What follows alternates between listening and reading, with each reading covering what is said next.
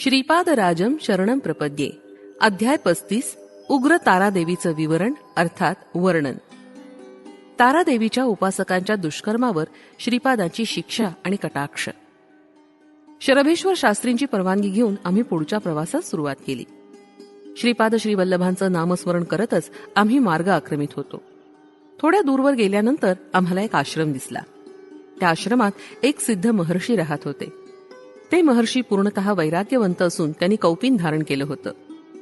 2 शिष्य आश्रमद्वारात उभे होते. आम्हाला पाहताच त्यांनी आपण शंकर भट्ट आणि धर्मगुप्तच आहात ना असा प्रश्न केला. हो, आम्हीच आहोत असं आम्ही सांगितलं. त्यांनी आम्हाला आत नेलं.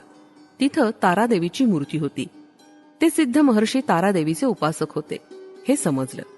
मध्यान्ह समय झाला होता. पूजा झाल्यानंतर भजनास प्रारंभ झाला आणि भजन संपल्यानंतर आम्हाला भोजन देण्यात आलं. सिद्ध म्हणाले, तुम्ही येणार असल्याची पूर्वसूचना आम्हाला श्रीपादांनी अगोदरच दिली होती. श्री प्रभूंच्या आदेशानंच आपलं आदरातिथ्य करण्यात आलं. मी तारादेवीचा उपासक आहे. भक्तांना ही माता सदैव मोक्ष प्राप्ती देऊन त्यांना तारते. म्हणूनच या मातेला तारादेवी हे नाव पडलं आणि व्यवहारात पण आलं. हिच्या कृपेनं अकस्मात वाक्शक्ती प्रसाद रूपानं मिळते. त्यामुळे हिचं नील सरस्वती असं नाव पडलं. ही माता भयंकर अशा विपत्तीतून भक्तांची रक्षा करते. पूर्वकाली हयग्रीव या नावाचे 3 जण होते. पहिला विष्णुमूर्तीचा अवतार हयग्रीव, दुसरे हयग्रीव महर्षी आणि तिसरा हयग्रीव राक्षस. तारादेवीनं हयग्रीव राक्षसाचा वध केल्यामुळं ती नीलविग्रह रूपिणी या नावानं प्रसिद्ध झाली. या देवीच्या कृपेनं अतिसामान्य मानव सुद्धा बृहस्पतीसारखा विद्वान होतो. भारतवर्षात तारादेवीची उपासना वशिष्ठ महर्षींनी सर्वात प्रथम केली. त्या कारणानं या मातेला वशिष्ठ आराधिता असं नाव पडलं. मी तारादेवीचा उपासक आहे, परंतु मला तारा मातेच्या दर्शनाचा लाभ कधीही झाला नाही. मी मिथिला देशातील महिषी या ग्रामातील उग्र तारासिद्ध पीठाचं दर्शन घेतलं. या स्थानात तारा, एकजरा आणि नीलसरस्वती अशा त्रिमूर्ती एकाच ठिकाणी आहेत. मध्यभागी उंच मूर्ती आणि आजूबाजूला त्यापेक्षा थोड्या लहान आकाराच्या मूर्ती आहेत. तिथंच वशिष्ठ महर्षींनी तारोपासना करून सिद्धी प्राप्त केल्या होत्या असं त्या गावातील वयोवृद्ध लोकांनी सांगितलं. मी उग्र तारादेवीचं दर्शन घेऊन बाहेर पडताच एका सुंदर आणि आकर्षक बालिकेचं रूप समोर पाहिलं. त्या बालिकेच्या पैंजणांचा आवाज कर्णमधुर होता. ती बालिका छमछम करत चालत असता तिच्या पैंजणांचा आवाज माझ्या हृदयात प्रतिध्वनित होत होता. त्या बालिकेनं मला प्रश्न विचारला, बाबा कुठं कुठं फिरशील? माझ्या दर्शनासाठीच या संपूर्ण लोकाची फेरी चालवली आहेस, हे खरं आहे ना? असं ऐकून मी आश्चर्यचकित झालो. मला क्षणभर हीच तारादेवी का असं वाटलं, परंतु दुसऱ्याच क्षणी ती कोणी वेगळी मुलगी असं बोलत आहे असं वाटलं. तारादेवी शिवाच्या प्रत्यलीढ मुद्रेनं बसलेली कपाल असते. ती नीलवर्णी त्रिनेत्री असून तिच्या हातात कात्री, कपाल, कमळ आणि खड्ग असतं. तिनं व्याघ्रचर्म धारण केलेलं असतं आणि मुंडमाळा गळ्यात धारण करणारी ती देवी भोग मोक्ष प्रदान करणारी आहे. त्या मंगलमयी देवीचं खरं रूप असं आहे. मी आत्ता पाहिलेलं 12-13 वर्षाच्या सुंदर बालिकेचं मुग्ध मोहक रूप आहे. यामुळे मी आश्चर्यजनक स्थितीतच होतो. काही बोलू शकलो नाही. तेवढ्यात त्या बालिकेचं शरीर तेजोभरीत, अत्यंत तेजस्वी होत होत एकदम तिनं मुलाचा आकार घेतला. त्या बालकाचे नेत्र योग्यांच्या नेत्रासारखे अत्यंत दयार्द्र आणि शांत होते. अत्यंत दयार्द्र आणि शांत होते. त्याचा रंग सुवर्णकांती समान होता. ते स्वरूप अत्यंत दिव्य आणि तेजोमय होतं. त्या बालकाच्या दोन्ही पायात पैंजण होते.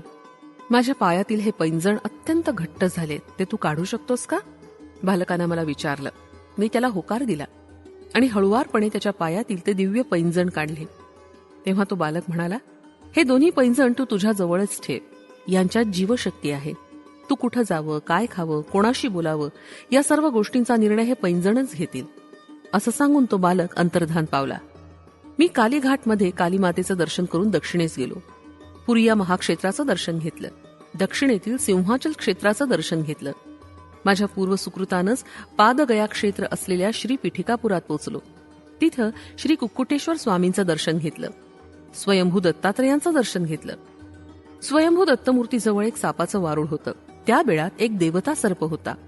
मी दत्ताचं दर्शन घेतल्यावर त्या सर्पानं सुद्धा मला दर्शन दिलं. त्या सर्पाच्या दर्शनानंच माझ्यातली कुंडलिनी जागृत झाली. माझं शरीर माझ्या स्वाधीन नव्हतं. मी वेड्यासारखा इकडे तिकडे फिरत तारामातेचा मोठ्या आवाजात नामघोष करत होतो. मी योगायोगानंच नरसिंह शर्मा या नावाच्या क्षत्रिय जमीनदाराच्या घरासमोर आलो. महिषी या ग्रामात पाहिलेलं बालिकेचं रूप पुन्हा माझ्या डोळ्यासमोर दिसलं. परंतु ती बालिका थोड्याच वेळात बालकाच्या रूपात रूपांतरित झाली. मला दर्शन दिलेला तोच तेजोमय दिव्य बालक माझ्या डोळ्यासमोरच होता. श्रीवर्मांच्या घरी एक निराळाच टांगा होता. त्या दिव्य बालकाला त्या टांग्यात बसून आपल्या मातेच्या घरी जायचं होतं. श्रीवर्मांनी एका सेवकाची व्यवस्था केली. तो तिथं हजर झाला. त्या बालकानं त्या सेवकाला सुद्धा टांग्यात बसवलं आणि मला टांगा ओढण्यास सांगितलं. मी नाही ओढत म्हणालो. तू जर नाही ओढलंस तर तुझं कातडं काढून त्याचं पादत्राण करून घालीन.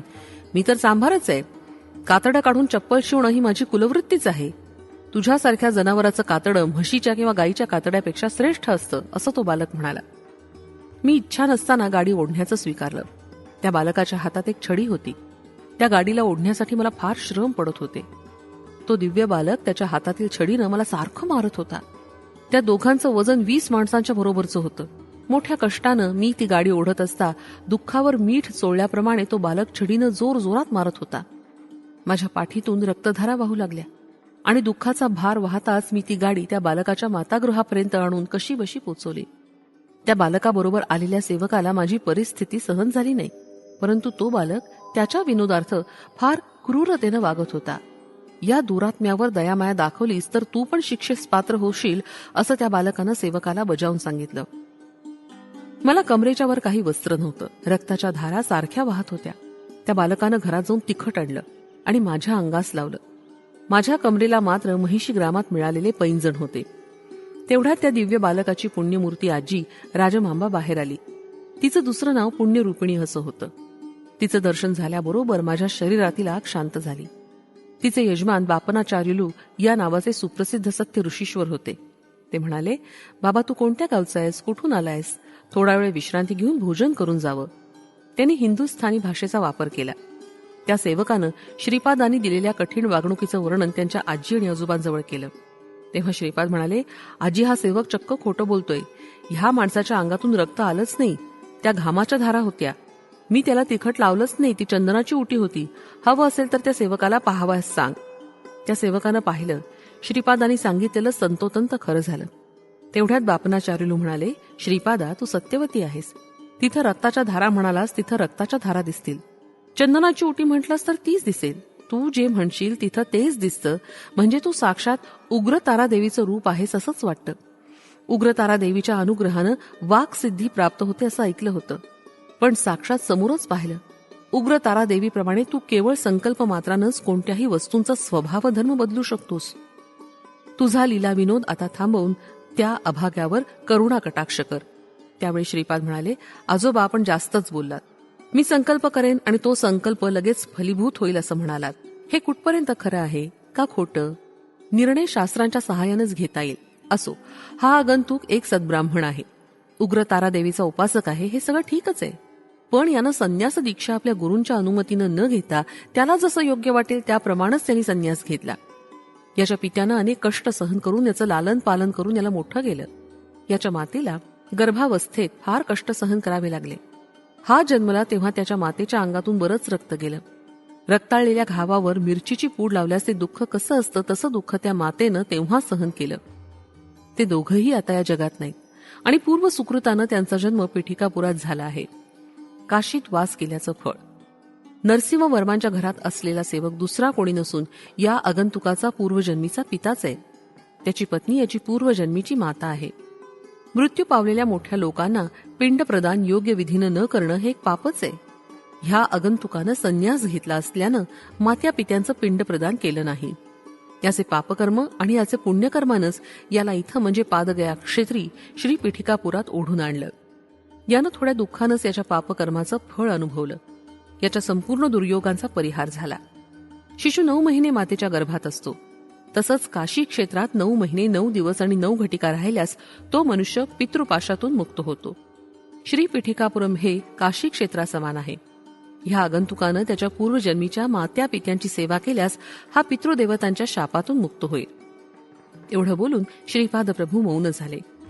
मी प्रभूंच्या आदेशानुसार माझ्या गतजन्मीच्या माता पित्यांची सेवा केली. त्यांचा आशीर्वाद मिळाला. त्यांच्याकडून मिळालेले पैंजण देवघरात सुरक्षित ठेवले. मला उग्र तारा देवीच्या अनुग्रहानं सिद्धी प्राप्त झाली. माझ्या तंत्रशक्तीच्या बळावर मी लोकांचं दुःख आजाराचा परिहार करू लागलो. आपण इकडे येण्यापूर्वी श्रीपाद श्रीवल्लभांनी मला दृष्टांत दिला. ते म्हणाले, शंकर भट्ट आणि धर्मगुप्त असे 2 यात्री या मार्गाने इथे येतील. त्यांचं योग्य आदरातिथ्य करून त्यांची इथे राहण्याची सोय सुद्धा करावी. तसेच माझे पैंजण त्यांना बक्षीस म्हणून द्यावे. श्रीपाद श्रीवल्लभांचा जय जयकार असो. फलश्रुती वाक्सिद्धीसाठी